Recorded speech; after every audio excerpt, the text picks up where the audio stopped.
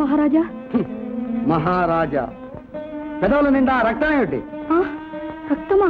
తాలించు ఆ నటన. రాక్షసి అయ్యుండి రాణిగా ఇన్ని దినాలు నటించింది చాలదు. రాత్రులు గుర్రాలు ఏనుగులు శయ్యావశేషంగా తిని మహారాజా తెల్లవారిన తర్వాత శాంతి హోమాలు చేయించిన నటన చాలదా? రాక్షసి, ఇంకా రక్తమాన్ని నటిస్తున్నావు? ఆడుదానం అనుకుని అనురాగంతో కళ్ళగద్దుకున్నాను.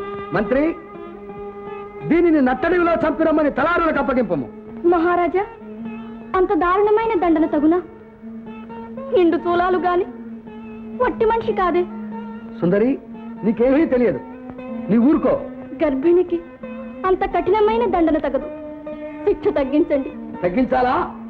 బ్రతికి ఉండగానే కండలు కోయించి కాకులకు గద్దలకు వేయించాలా? మంత్రి, అలా చేయించు. ఆనువాలుగా ఈ రాక్షసి కంటి గుడ్లు తెచ్చి శోభమను.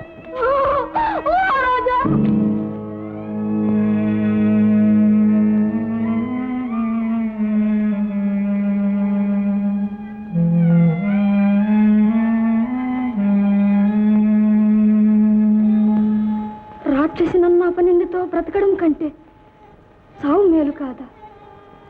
నాయనలారా, మీరేదో అభిమానం కొద్ది అలా అంటున్నారు కానీ కాదు తల్లి, తమ అన్నం తిని పెరిగినోళ్ళం. తమ ప్రాణాలు ఎలా తీయడమా అని తటపటాయిస్తున్నా. తప్పు కాదా నాయనలారా? రాజాజ్ఞ నెరవేర్చవలసిన పని మీది కాదా? మనమే వారి ఆజ్ఞ అతిక్రమిస్తే ఇంకా రాజ్యములు ఎవరు అతిక్రమించరు. తగదు, రాజాజ్ఞ నెరవేర్చండి. తమరన్నమాట నిజమే కాని తల్లి, రాజాజ్ఞ అతిక్రమించడం మాకు ఎలాగా తప్పేట్లేదు. ఏమి నాయనా? చంపకుండా ఇడిచిపెట్టినా అతిక్రమించిన వాళ్ళు అవుతాం, చంపినా అతిక్రమించిన వాళ్ళమే. ఎందుకంటారా? తమరనైతే చంపమన్నారు కానీ కడుపులో మిసులుతూ ఉన్న శిశువును కూడా చంపమన్నారా? ఏమంటారా ఇస్తా? భలే చెప్పేవరా సుబ్బా. ఒక్కరిని చంపమన్నప్పుడు ఇద్దరిని చంపటం ఎలాగా అతిక్రమించడమే. అందుకే చంపకుండానే అతిక్రమిద్దాంరా.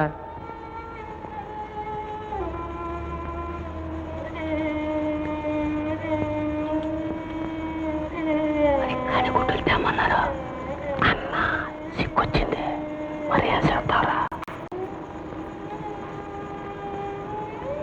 గుడ్లు చింక గుడ్లు చూపించేద్దాం. ఆడ ఊరున్నారా తెలుసా?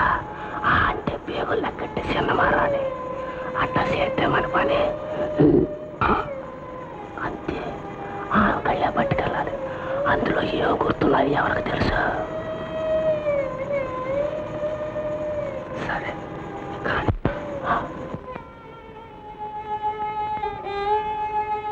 నువ్వు అలా కూకో తల్లి, భగవంతుని తలుచుకుని కళ్ళు మూసుకో.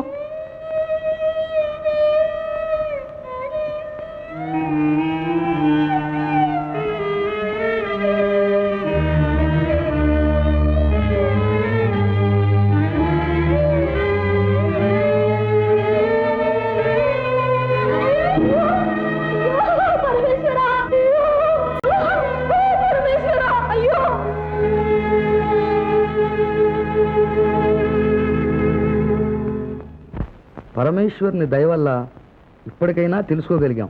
ఇంకా 4 నాళ్ళుంటే మనల్ని అందరినీ మింగేసేదేమో. నిజం, ఆ తలపు వచ్చినప్పుడల్లా నా హృదయం కంపిస్తూ ఉంటుంది మహారాజా. దీనిలో ఇంత మాయ ఉంటుందని ఎప్పుడూ అనుకోలేదు సుందరి. ఆ ప్రేమ, ఆ నటన చూసి ఎవరు అనుకోగలరు? రాణమ్మ గారి గుడ్లు ఏలి వారికి చూపించమ్మా.